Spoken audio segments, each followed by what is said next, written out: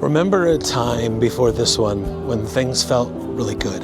You didn't know where your friends were or what they were doing until you met up with them later at the food court where you'd have an orange Julius and some Dippin' Dots. Was it the 90s? It was the 90s. Or even the 2000s? When did things start to change? I know every generation says, things were better back in my day, but in this case, I think things actually were better before. You get a text from someone you really like, but replying just feels like so much effort. Well, this is actually part of the loneliness epidemic. We live in an optimization culture where we're trying to make the most of every single moment. You have a shower, listen to a podcast, we eat, we watch YouTube, we're walking, listening to music, messaging someone at the same time. It's not just a busy lifestyle, it's actually putting enormous strain on our brain and pushing out the mental space where we would normally kind of seek out strong social connections. You see, all the content and micro decision making that we're making puts a lot of strain on our prefrontal cortex, and we're literally running out of mental resources, and we feel really depleted because of this. So we still want the kind of social connection. So when we're feeling like this, so depleted, we take the path of least resistance, social media. Instant dopamine hit. It still feels like we're socially connecting with someone, and it still feels like we're being productive, but minimal effort and minimal decision making. So the text sits there, the sender feels ignored, and you feel guilty. So part of the loneliness epidemic isn't that we're just alone, it's that we're kind of cognitively too depleted to be able to make strong social connections. The common misconception that loneliness is for the elderly, but actually the loneliest generation is the young generation. So we live in a state at the moment, we are hyper-connected online, but a huge disconnect in person, and we're finding that more and more now than ever, young people are getting lonelier. Youth clubs are on the decline. People are spending less time in groups and sports and kind of community settings and more time on Xboxes, PlayStations or phones. You know, if a young person spends 3 to 4 hours on a mobile per day, that's time they're not with people. Is the single strongest and most consistent predictor we have for happiness across decades of research in psychology, sociology and neuroscientific research. It is also the one that I personally am the most worried about, so I'm going to be pretty passionate in this video. I apologise in advance. The research very quickly, there's a lot of it. So the Harvard study of adult development is the longest study of happiness in the world. It's been going since the 1930s, there's over 2,000 participants and it's 3 generations of people. And they have found that the strength of our relationships is the strongest predictor of our happiness and also our health. People who experience loneliness not only die younger, but their cognitive health declines as well. Martin Seligman, who is one of the leading researchers into happiness, also did some research into college students, and they found that the happiest college students, the one thing that they had in common was that they all had really strong relationships and social connections. They couldn't find another differentiator that counted towards it. Another really grim piece of research was on orphans that didn't get sensory or emotional care, and they actually passed away. So why is it so important? We evolved for connection. It was so important for our species survival that we connected.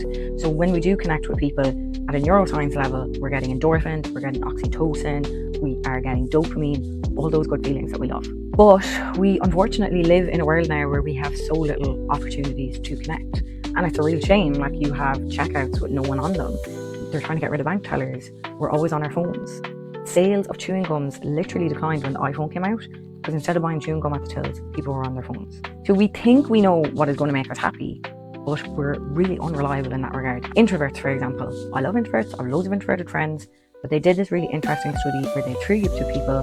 They told one group, talk to people on the train journey, another group, just do what you would normally do, and another group, they said, do not talk to anyone, even if that's what you would normally do. They asked these people to report how they thought they would feel, and a lot of people, particularly introverts, said that it would make them feel uncomfortable, it would not make them feel happy, and they wouldn't like it. They actually found was the group of people that talked to strangers on the train reported higher levels of happiness. So the research is clear. We know that this is the thing that contributes most to our happiness, and I don't think it's any wonder that loneliness, non-gendered loneliness epidemic, is such a big topic at the moment, because we live in a world where technology is isolating us.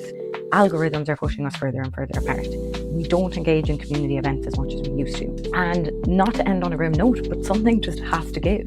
because I don't think that our species can survive if we keep pushing into this polarity of lack of connection. This is going to be the main topic of my podcast, is about community, connection, how we can connect in a disconnected world.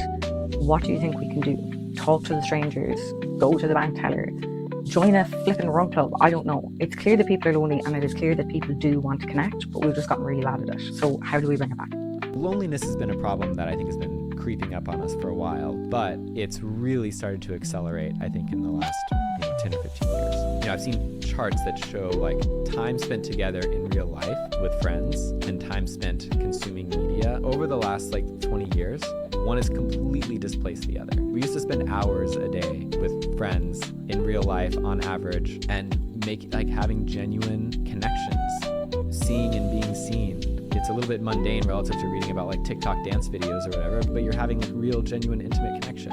And now people are virtually almost always consuming some form of digital media, or they're working. So even when you're at the gym, you're probably listening to music or a podcast. And I'm not saying all media consumption is bad. I'm saying that when you are pulled in all day and it's completely displaced, you're no longer talking with friends because you're just doom scrolling on social media platform X, Y, or Z, we really lost something. And I think it's that, I think more than anything, has led to this crisis level acceleration in loneliness.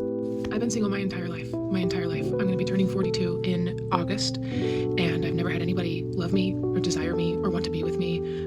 And I have so much love that I feel that is inside of me, with nowhere to go because it can't transfer to friends or my family or my parents because it's something separate, it's something different. And I've gathered all of this love since I was in high school, and then it just sits there and it eats me alive sometimes. And I'm bringing this up, oh my gosh, I just slammed my hand off of that. Sorry, I'm bringing this up because I'm lonely and sad and the world is hard and horrible. And I was thinking this morning that no one's laid next to me in bed. I've never had the comfort of someone's arms around me. When I've had difficult moments, I've gotten through them by myself most of the time. Now I have a beautiful family of brothers and my mother and my dad when he was alive, and I love them and I'm grateful for them.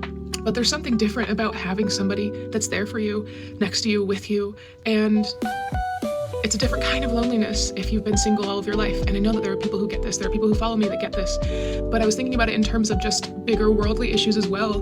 The fear of the world and the difficulties that we are seeing. And again, this is minuscule on the level of what some people are facing, but it doesn't mean that it's nothing. And I have to figure out how to deal with these feelings. But the idea that I don't go home and somebody's there to talk with and cook dinner with, and I have a roommate, but we do our own things, we have our own lives. And again, it's not the same. It's not the same. And I'm always told sometimes as a single person that it's not easier on the other side. And so I guess I just wanted to say to people who get this feeling that you're not alone, and I know that it's difficult, but I also know that there's a certain type of strength that has been developed that I have because of my experiences in my life that has led me to be able to do difficult things. And it's difficult being alone, and it's okay to feel lonely, and it's okay for it to feel hard and scary.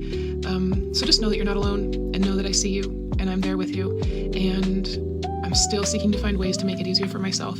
And I really, really do wish to make it easier for others. So if you're lonely, know that I'm sorry, and know that I'm sitting in the lonely with you. I hope you have a good day, everybody.